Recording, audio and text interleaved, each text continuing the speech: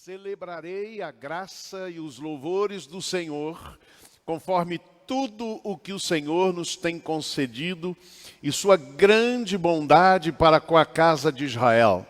Bondade que Ele lhes tem concedido segundo suas misericórdias e de acordo com o seu imenso amor. Versículo 9. Em toda a angústia deles, ele também ficou angustiado. E o anjo da sua presença os salvou. No seu amor e na sua compaixão, ele os redimiu e os tomou e os carregou por todos os dias da antiguidade. Que Deus abençoe a sua bendita palavra. A palavra que este texto começa dizendo: celebrarei o amor de Deus. Esta palavra celebrar traduz o verbo zakar. E este verbo, ele tem um significado de lembrar e fazer lembrar. Daí a ideia de celebrar. Não apenas eu me lembro, mas eu também faço com que outros lembrem de algum memorial, de alguma memória importante na minha história. Significa lembrar e fazer lembrar, recordar, trazer à mente, estar no pensamento constantemente. E essa é uma pergunta que a gente precisa se fazer constantemente. Lembrou por que você está aqui? E eu diria até porque você chegou até aqui, 2020. Lembra a sua história passada? Lembra quantos livramentos você experimentou na sua história de vida? Que lembranças devem fazer parte das minhas memórias? De modo que a minha vida aqui faça sentido. Não como uma sucessão de fatos desconexos, mas como, de fato, o script de uma jornada na presença de Deus. Escrito este script pelo próprio Deus. É importante, portanto, as nossas memórias. O texto, o profeta Isaías, fala como Deus nos tem tratado. E vocês percebem no primeiro verso, verso 7, 4 expressões muito fortes. Primeiro, graça, favor imerecido. Celebrarei, nas traduções que nós temos aí, dizem, a tradução diz, celebrarei o amor de Deus. Mas ali a palavra hebraica é hesed, que significa graça. Celebrarei a graça, o favor imerecido de Deus. Deus tem nos tratado com graça, com favor imerecido. Nós não merecemos, mas temos recebido da parte dele muitas coisas. Outro aspecto é a grande bondade, diz no verso 7. O outro aspecto é muitas misericórdias. Observem que esse texto vai mostrando como é esse caminhar de Deus com os seus. Graça, bondade, grande bondade, muitas misericórdias, e o texto termina falando sobre um imenso amor. Um imenso amor. É assim que Deus nos tem tratado. Então, quando falamos de não esquecer, ou lembrar de não esquecer, é importante olhar para a nossa história e fixar nestes aspectos da ação de Deus, da graça, da bondade, do amor imenso de Deus e das suas muitas misericórdias. Eu gosto sempre de meditar e lembrar daquele momento na vida de João Batista, o precursor de Jesus, aquele que anunciou, eis o Cordeiro de Deus que tira o pecado do mundo. Em Mateus capítulo 11, ele está preso, ele está encarcerado. E lá no cárcere ele ouve falar das obras de Jesus. E ele entra em crise, ele se pergunta e manda discípulos seus que perguntem a Jesus: és tu aquele que havia de vir? Realmente és tu aquele que havia de vir? Porque o Senhor não está fazendo nada contra o mal, então? Isso está tudo envolvido na pergunta de João Batista. Lembrem que ele mencionou sobre a vinda de Jesus, que Jesus viria e seria aquele que traria fogo, né? Seria o batismo com o Espírito e com fogo, com juízo. Ele diz, o seu machado está posto na raiz da árvore, e ele vai queimar toda a palha. Portanto, João Batista esperava algo de tratamento de Deus contra o mal, e a resposta de Jesus diz a ele, olha, ide e dizei a João as coisas que ouvis e vedes. Os cegos veem, os coxos andam, os leprosos são purificados, os surdos ouvem, os mortos são ressuscitados e aos pobres é anunciado o reino de Deus. Sabe o que Jesus está dizendo para João Batista? Está dizendo assim, não foque no que eu estou fazendo contra o mal. Coloque o foco no que eu estou fazendo de bem. E é isso que o profeta Isaías nos chama aqui neste lugar. Não olhar para trás, para a nossa história, para olhar os problemas, ou para cobrar de Deus, porventura, algumas ações de juízo que nós, muitas vezes, determinamos em nossa vida. Mas para olhar para a nossa história, para ver graça, bondade, misericórdia, imenso amor. É isso que Isaías nos chama a lembrar. A olhar para a nossa história e lembrar destas ações de Deus, do caminhar de Deus conosco. Ouça e veja a graça de Deus. Ouça e veja a sua grande bondade com que Ele nos tem tratado. Ouça as suas muitas misericórdias e o seu imenso amor.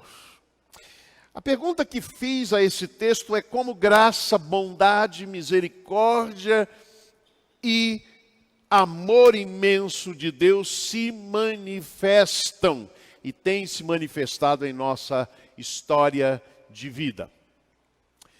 Em primeiro lugar, esse texto chama a nossa atenção falando o seguinte: em toda a angústia deles, ele também ficou angustiado.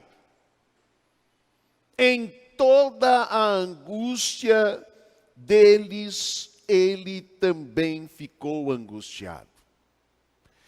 Observem, irmãos, que há duas palavras muito semelhantes e que refletem um pouco esta solidariedade com o outro.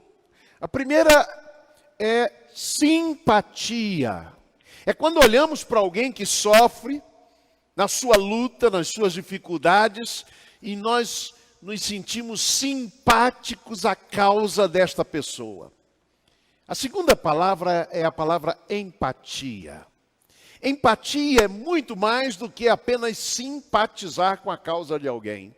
Empatia é tomar o lugar daquela pessoa, é sentir no lugar daquela pessoa aquilo que ela está sentindo. O que Isaías nos diz é que é esta a realidade da graça, da misericórdia, do imenso amor de Deus.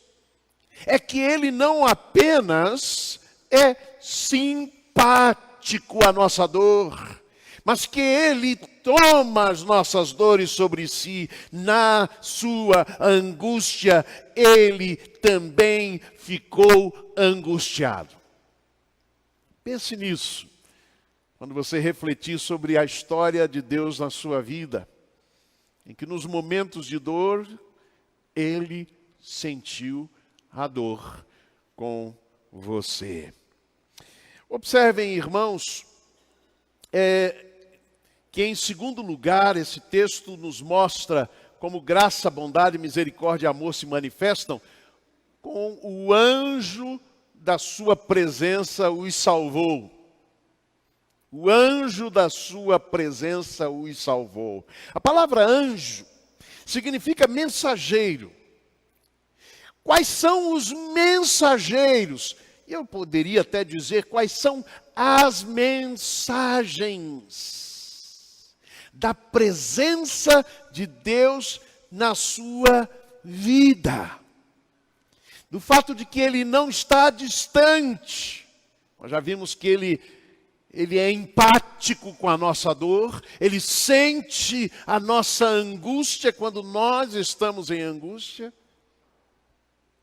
Mas agora o texto nos diz que a sua presença dá sinais, mensagens. O mensageiro da sua presença é a confirmação da sua presença ao nosso lado. Jesus Cristo nos diz: eis que estou convosco, vamos dizer juntos? Eis que estou convosco todos os dias, até a consumação dos séculos. Não só os domingos, não só naquele momento que você separa para a oração, todos os dias, todos os momentos a sua presença se dá, meus amados irmãos. A grande pergunta é: quais são os sinais da sua presença? Talvez muitas vezes nós deixemos de perceber esses sinais da presença de Deus, de que Ele está ali ao nosso lado, sentindo conosco aquilo que estamos sentindo.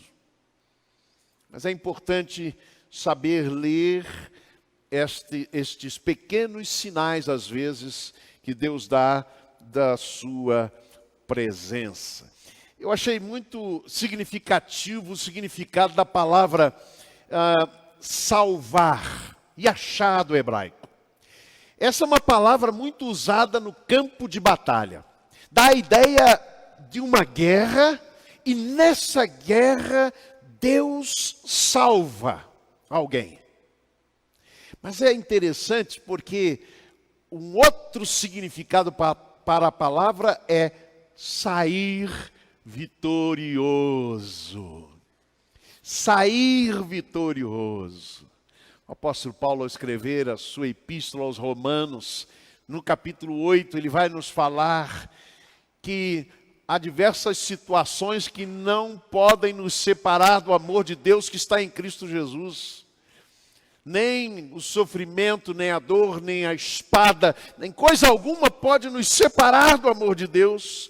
E ele diz: mas em todas estas coisas somos mais que vencedores. Como é que somos mais que vencedores? Não é que os problemas vão acabar, não é que a guerra vai terminar, mas é que Ele nos salva no meio da guerra. E Ele nos dá vitória sobre os efeitos da guerra que estamos enfrentando em nosso viver. Terceiro aspecto que o profeta chama a nossa atenção é na expressão: no seu amor e na sua compaixão, Ele redimiu. O que quer dizer redimir? Remir, resgatar. A ideia é redimir da escravidão, redimir da morte. E é o que Deus faz conosco. Mas quando alguém resgata outrem, ele paga o preço. Então observem que quando a Bíblia diz que Jesus na cruz nos redimiu dos nossos pecados, é porque Ele pagou o preço com a sua própria vida para a nossa salvação. Irmãos, vejam a profundidade do que o profeta está nos dizendo, daquela graça, daquela bondade, daquela misericórdia, daquele imenso amor de Deus. É que Deus paga o preço para o nosso resgate. Ele paga o preço para nos resgatar. E o último aspecto é que Ele os tomou e os carregou por todos os dias da antiguidade. Você deve estar lembrando com esta imagem que aí coloquei, de uma famosa história, de um sonho que alguém teve, não é? E esse sonho era sobre a companhia de Jesus. E ele então começou a sonhar que nos momentos felizes da sua vida, Jesus andava ao lado dele e ele via 4 pares aí de pegadas. 2 dele, 2 de Jesus. E ele entendeu que ali Jesus então caminhava ao seu lado. E de repente, quando chega a noite, a escuridão e as trevas, ele observou que agora estavam apenas 2 pares de pegadas e ele disse: Jesus, no momento que eu mais precisei, o Senhor me abandonou e eu caminhei sozinho. E no seu sonho, Jesus lhe diz: olhe, as pegadas são mais profundas, porque neste momento eu te carreguei no colo. Você já se sentiu carregado no colo por Deus? Naqueles momentos de luta e de tempestade. Pois bem, esse tomar e carregar no colo é uma ação que o profeta fala e que descreve aquela graça, favor imerecido. Eu não mereço, mas Deus me carregou. Nos momentos de maior dor, Ele me levou nos seus braços de amor, no seu imenso amor, como diz o texto. Quando já não podemos caminhar com nossos próprios pés, confiemos, Deus nos carrega nos seus braços. Amém? Meus amados irmãos, o profeta Jeremias nos fala sobre aquilo que devemos trazer às nossas lembranças. Que lembranças devemos trazer à nossa memória? Ele diz em Lamentações, que é o livro, aliás, com, digamos, a própria expressão, o próprio título do livro fala de lamentar. Mas ele diz ali de forma profunda: quero trazer à memória aquilo que me traz esperança. Quero trazer à memória aquilo que me traz, aquilo que pode me dar esperança. Agora, talvez esse seja um versículo muito conhecido. E talvez poucos conheçam os versos anteriores. Em Lamentações 3, 19 a 20, o profeta Jeremias diz: Senhor, lembra-te da minha aflição e do meu pranto, do absinto e do fel. Minha alma certamente disto se lembra e se abate dentro de mim. O que estava acontecendo com o profeta? É que as coisas do passado, as amarguras, os ressentimentos, as tristezas, as dores do passado, estavam vindo à sua memória em forma de absinto e fel, veneno, envenenando a alma e a esperança do profeta. E é por isso que ele diz: certamente disto se lembra a minha alma e se abate dentro de mim. Aí nesse momento o profeta se lembra. E ele diz: eu quero, entretanto, combater isto. Eu não quero me entregar a isto. Eu quero trazer à memória aquilo que pode me dar esperança. E aí um dos versos mais profundos da Escritura e que nos diz: as misericórdias do Senhor são a causa de não sermos consumidos, porque as suas misericórdias não têm fim, renovam-se a cada manhã. Meus amados irmãos, a história de Deus conosco é uma história de graça, de bondade, de muitas misericórdias e de imenso amor. Que nós possamos, meus amados irmãos, olhando para a nossa história, para a nossa jornada, colocar o foco nisto. Na graça de Deus, na bondade de Deus, no amor de Deus. que é isso que vai fazer sentido, vai dar sentido à nossa vida. Quero trazer à memória aquilo que pode me dar esperança. Amém.